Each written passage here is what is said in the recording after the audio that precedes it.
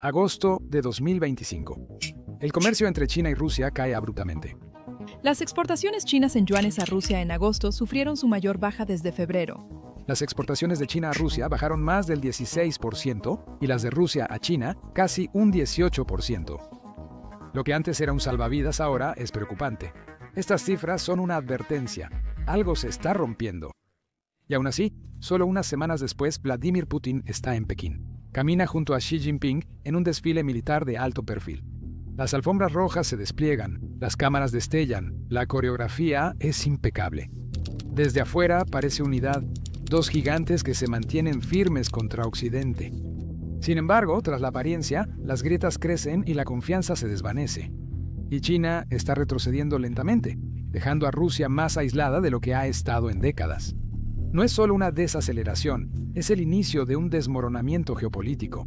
Esta fractura no es solo una disputa, es un cambio estratégico con consecuencias reales. Durante años, Rusia dependió de China para resistir la presión de Occidente.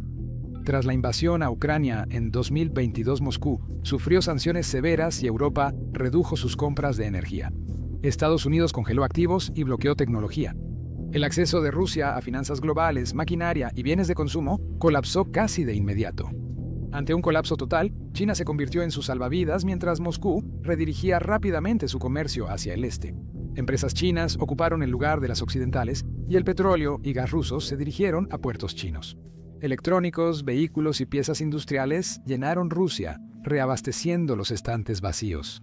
El Kremlin lo llamó un giro hacia el este y por un tiempo parecía prometedor. En 2023, el comercio bilateral rompió récords. Las exportaciones rusas crecieron y las importaciones chinas estabilizaron el mercado. Ambos gobiernos se elogiaron, firmaron acuerdos energéticos y hablaron de un mundo multipolar.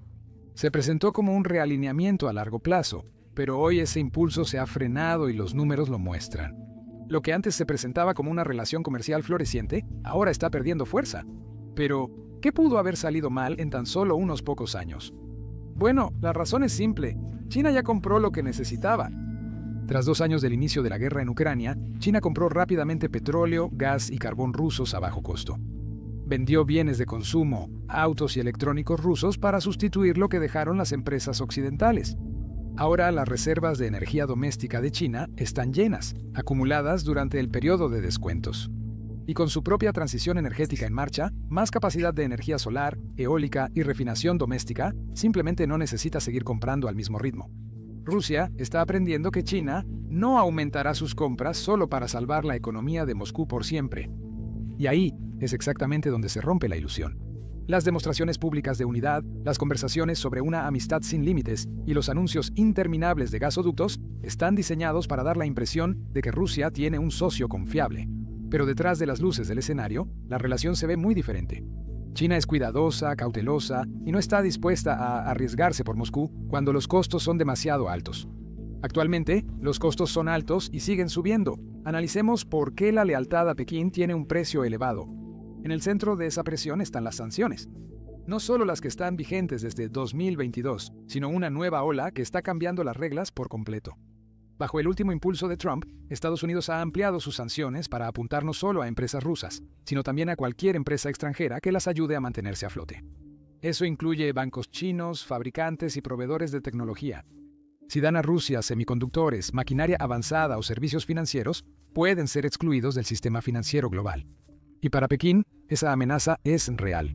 Trump no es conocido por bromear con sus amenazas y el presidente Xi lo sabe muy bien. Un solo movimiento en falso y el martillo de Trump caerá sobre Pekín. Si fuera en otro momento, tal vez, solo tal vez, China resistiría más. Ahora no es buen momento para que molesten a Trump, ya que la economía de China está bajo presión. La economía está en caos, el crecimiento se desacelera y el sector inmobiliario está en crisis. El desempleo juvenil está aumentando y todo lo demás simplemente está en llamas. Sus bancos dependen mucho del sistema del dólar y sus principales exportadores de los mercados occidentales para ser rentables. La idea de quedar excluidos, de ver a sus empresas tecnológicas en listas negras o a sus instituciones financieras congeladas, no es algo con lo que Pekín pueda permitirse jugar en este momento. Así que, aunque sigue comprando petróleo y gas ruso en cantidades reducidas, poco a poco se está retirando de todo lo demás. Las entregas de equipos sensibles se han ralentizado y los grandes proyectos de infraestructura están siendo retrasados o discretamente archivados. Bancos chinos endurecen cumplimiento, dificultando a empresas rusas mover dinero o obtener crédito. Incluso las empresas conjuntas que antes prometían ahora están estancadas. La realidad es que toda esta presión ha resultado en un cambio de tono. Lo que antes era una cooperación audaz ahora es una vacilación silenciosa. Y no puedes culpar a China por eso. Incluso más allá del comercio y la banca, otra señal de retroceso está ocurriendo en la tecnología. Cuidadosamente, pero de manera inconfundible, las empresas tecnológicas chinas están desacelerando o cancelando proyectos de investigación conjunta con socios rusos. Los acuerdos de codesarrollo en inteligencia artificial, robótica y telecomunicaciones, que antes implicaban mayor cooperación, ahora se están reevaluando o cancelando. No solo es por miedo a sanciones. China no quiere que sus industrias más avanzadas dependan de un socio que considera inestable. El acceso a la tecnología occidental sigue siendo fundamental para la innovación china.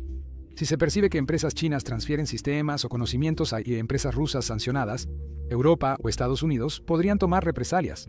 Pekín no quiere correr ese riesgo. Además, Rusia ahora demanda más chips de alta gama, infraestructura de inteligencia artificial y sistemas en la nube.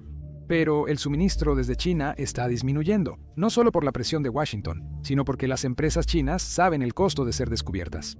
En algunos casos, están canalizando las entregas de tecnología a través de terceros países o cancelando los acuerdos por completo. Este es un desacoplamiento silencioso, no anunciado ni reconocido, que ya está cambiando cómo colaboran ambos países. Para Rusia, perder acceso a tecnología avanzada podría ser más dañino que perder mercados. Esto frena la innovación, debilita sus industrias de defensa y aumenta el aislamiento que China buscaba resolver. La estrategia de Trump es clara y está funcionando. Quiere que el costo de ayudar a Rusia sea mayor que el beneficio. Y tampoco confía solo en la presión silenciosa.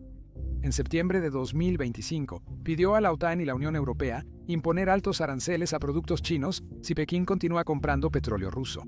También está presionando para que se apliquen sanciones secundarias que afectarían directamente a las empresas chinas, incluidas las que participan en los sectores de energía, finanzas y tecnología.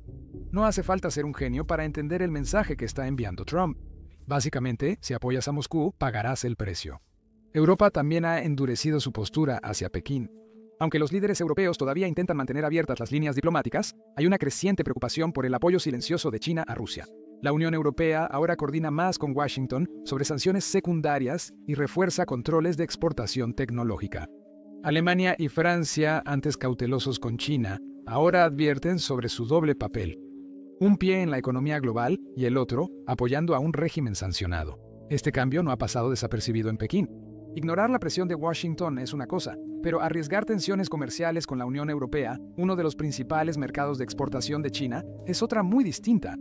Eso es arriesgar un mercado de 500.000 millones de euros. Para los funcionarios chinos que buscan estabilizar el crecimiento y evitar turbulencias económicas, eso es otra razón para moderar acciones arriesgadas en apoyo a Moscú. Esa decisión también depende de cómo los chinos perciben la guerra de Rusia en su país. Aunque los medios estatales chinos evitan criticar abiertamente a Rusia, rara vez celebran la guerra tampoco.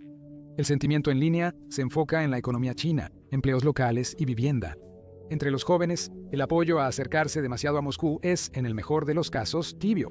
No hay interés público en verse arrastrados a un conflicto ajeno, especialmente uno en el que no hay una victoria clara. En China, nadie tiene prisa por presionar a Rusia. Ahora el país solo piensa en autopreservarse. Por eso los líderes de China ahora se enfocan en estabilizar su economía interna, no en apoyar a un país que representa más una carga que un activo. Esto no significa que la alianza desaparezca de inmediato, pero China está estableciendo límites claros. Cuanta más presión ejerce Washington, más estrictos son esos límites. Para Rusia, esto es peligroso. Putin seguramente llora por eso en su cama. Todo el giro hacia el este se basó en la suposición de que China siempre estaría ahí, lista para comprar, vender e invertir sin importar qué. Esa suposición se desvanece, dejando a Rusia expuesta. Rusia recién nota que China solo ayuda cuando le beneficia. Pero no se sacrificará por Rusia, no ahora ni bajo esta presión. Y como si esto no fuera suficiente, China no es la única retrocediendo. Otros socios clave de Rusia también se retiran. India, antes uno de los principales salvavidas energéticos de Rusia tras 2022, ahora también enfría la relación. Entre mayo y agosto de 2025, la India redujo en más del 30% sus compras de crudo ruso, y los cargamentos al contado bajaron casi a la mitad respecto al año anterior. Se renegocian discretamente contratos a largo plazo y los nuevos acuerdos se estancan. Algunas refinerías indias están exigiendo descuentos más altos, mientras que otras están trasladando más volumen de vuelta a los proveedores del Golfo. ¿La razón? Riesgo.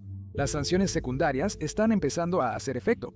Las instituciones financieras, aseguradoras y empresas navieras involucradas en transacciones de petróleo ruso están bajo un creciente escrutinio occidental. Para las empresas indias, el costo de asociarse está aumentando rápidamente. Es prácticamente la misma situación en la que se encuentra China. Pero a diferencia de China, la India no tiene la escala ni la ambición estratégica para absorber ese tipo de presión. Comercia a nivel global, y los mercados occidentales siguen siendo mucho más importantes para Delhi que el petróleo con descuento jamás lo será. Aunque Rusia veía a India como alternativa confiable, los datos hoy muestran otra realidad. El apoyo con el que Moscú contaba antes se está volviendo cada vez más transaccional. Ese mercado en disminución alimenta directamente el panorama general. El giro hacia el este, antes visto como escape de Rusia al aislamiento occidental, ahora pierde fuerza. China está marcando límites. India está cubriéndose las espaldas y las sanciones están afectando más. Rusia se queda con menos opciones y la presión energética muestra su vulnerabilidad central. Rusia, que antes era el principal proveedor de Europa y un peso pesado en los mercados energéticos globales, ahora se encuentra dependiendo de unos cuantos compradores, cada uno más poderoso que el vendedor. Y en ningún lugar es ese desequilibrio más visible que en su relación con China. La verdad es que, a pesar de los eslóganes y las fotos preparadas, el vínculo entre Moscú y Pekín nunca ha sido igualitario. La historia está llena de rivalidad y desconfianza. En los años 60, los dos chocaron a lo largo de sus fronteras. Durante años compitieron por influencia en el mundo comunista. Aún hoy, bajo la coordinación estratégica, la dinámica de poder es clara. China es un gigante mundial de la manufactura, la segunda economía más grande del mundo y una fuerza diplomática en ascenso. Rusia, por su parte, queda limitada a exportar materias primas e importar tecnología que ya no obtiene de Occidente. China llena ese vacío, no por lealtad, sino por ventaja, y es precisamente esa ventaja la que define la relación. Si viste Suits, Power o Game of Thrones, sabes que la ventaja es clave y China tiene opciones. Puede comprar petróleo del Golfo, carbón de Indonesia y gas de Asia Central. Puede vender sus productos en África, América Latina, Europa y más. Rusia, mientras tanto, ha sido expulsada de los mercados occidentales, sancionada hasta quedar aislada y ahora depende en gran medida de la demanda china para mantener su economía a flote.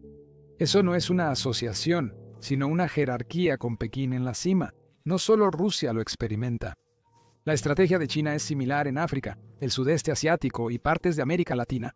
Da préstamos, construye infraestructura y abre mercados, pero siempre priorizando los intereses de Pekín. Países como Sri Lanka, Kenia y Laos han aprendido que el apoyo chino a menudo viene con letra pequeña. Dependencia sin la capacidad de negociar. En cada relación, China maximiza su influencia usando su escala, capital y peso diplomático para moldear los resultados según sus propios términos. Con Rusia, ese desequilibrio ahora es público y cada día más evidente. Y el desequilibrio no se detiene en el comercio, se extiende a la geopolítica. Asia Central, que antes estaba firmemente dentro de la esfera de influencia de Moscú, ahora está siendo transformada por la inversión china. Mediante la iniciativa de la Franja y la Ruta, Pekín ha invertido miles de millones en Kazajistán, Uzbekistán y otros países. China financia carreteras, ferrocarriles y oleoductos, generando vínculos duraderos. La influencia rusa, antes apoyada por su presencia militar y lazos históricos, se desvanece. Los líderes regionales aún se reúnen con Moscú, pero ven a Pekín como un socio más estable y generoso. Para Rusia, es bastante humillante. Todo lo que Vladimir Putin puede hacer es sentarse y ver cómo China toma el control de una región que él antes dominaba, todo sin disparar un solo tiro. Incluso en apoyo militar, las alianzas de Rusia tienen límites claros. Los ejercicios conjuntos y reuniones diplomáticas con China llaman la atención, pero la realidad es más compleja. Rusia probablemente quisiera que China fuera más como Corea del Norte, audaz, confrontativa y dispuesta a enviar armas contra Ucrania.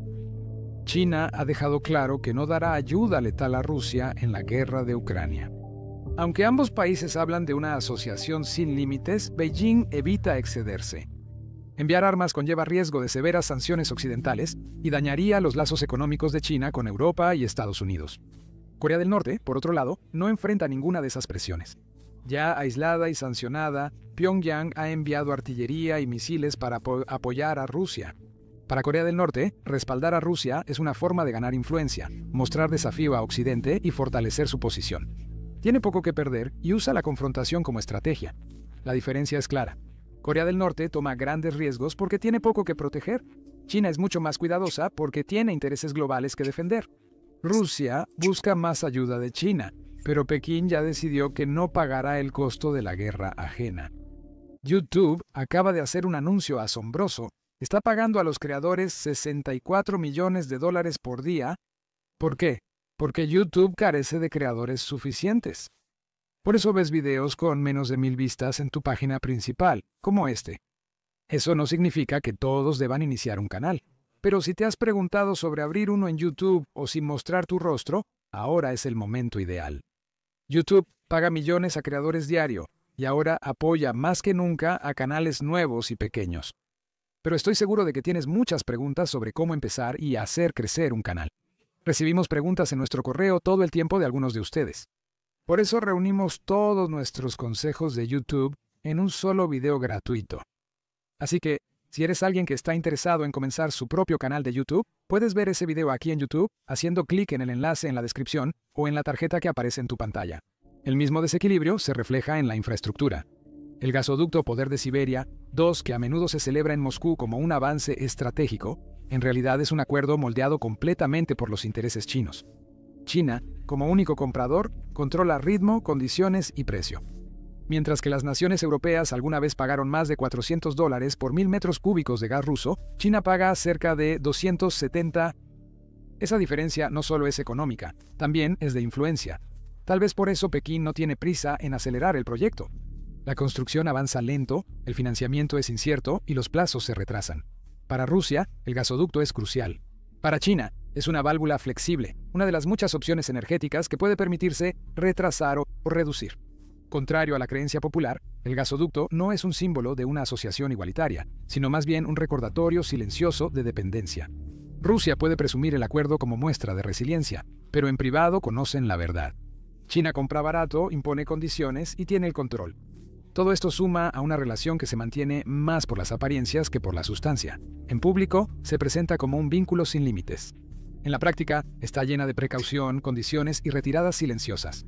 Rusia se muestra como aliada cercana de China, pero en privado reconoce su vulnerabilidad. Beijing, mientras tanto, está jugando a largo plazo. Su enfoque hacia Rusia no se basa en la lealtad ni en una ideología compartida, sino en la estrategia. La imagen de ambos líderes juntos envía un mensaje a Occidente. Pero detrás de escena, China está calculando sus propios riesgos, y las cuentas en realidad son bastante simples. Aprovecha lo útil de Rusia, pero evita confrontaciones que amenacen la estabilidad de China. Eso no significa que China se retire totalmente. La energía y los bienes seguirán cruzando la frontera. Las reuniones de alto nivel siguen generando elogios, pero China es cautelosa con los compromisos reales. Todo está calculado para evitar cruzar la línea que desencadenaría sanciones secundarias.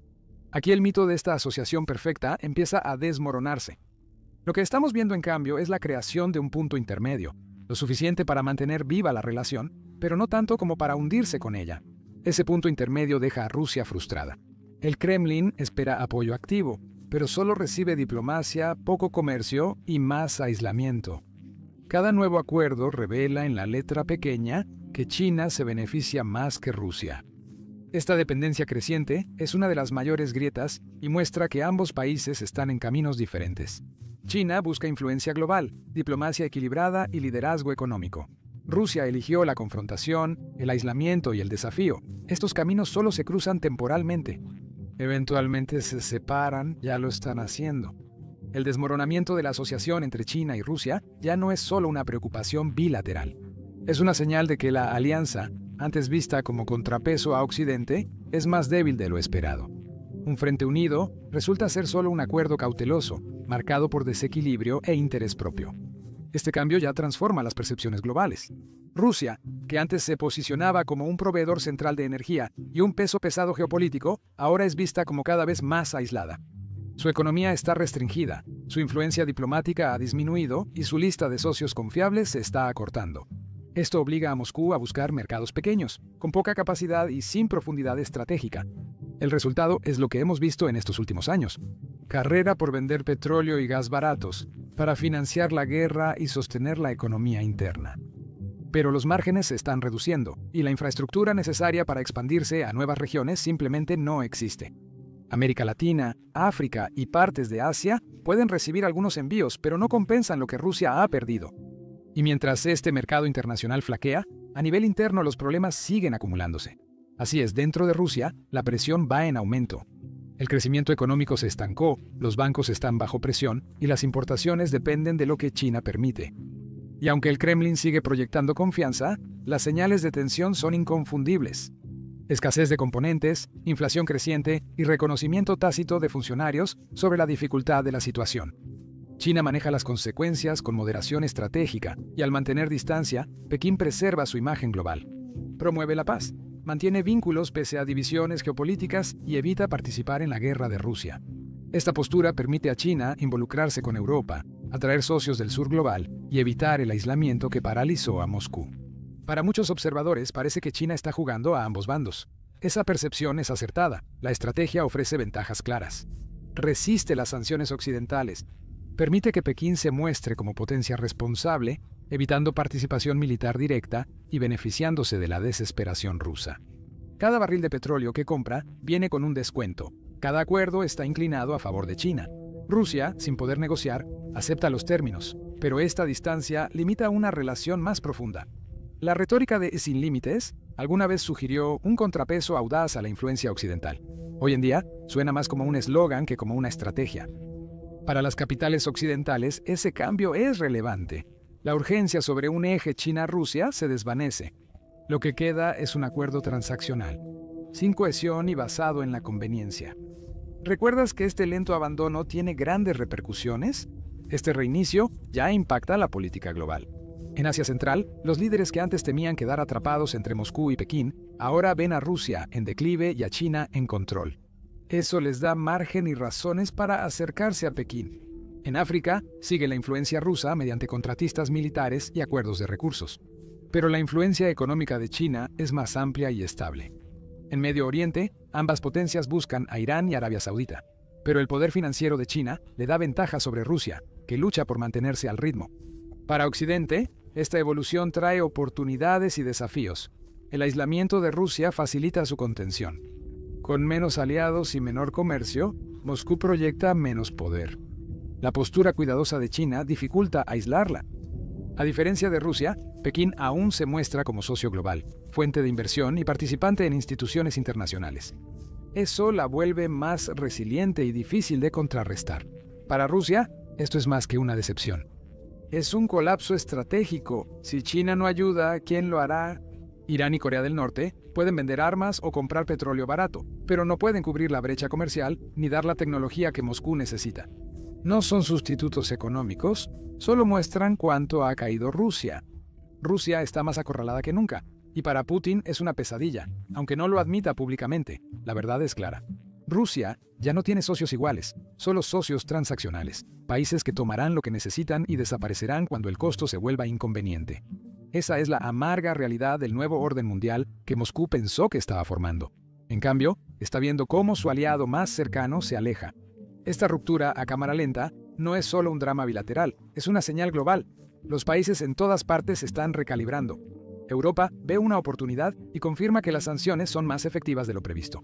Washington ve una confirmación de que Pekín no va a quemar sus puentes con Occidente solo para proteger a Moscú.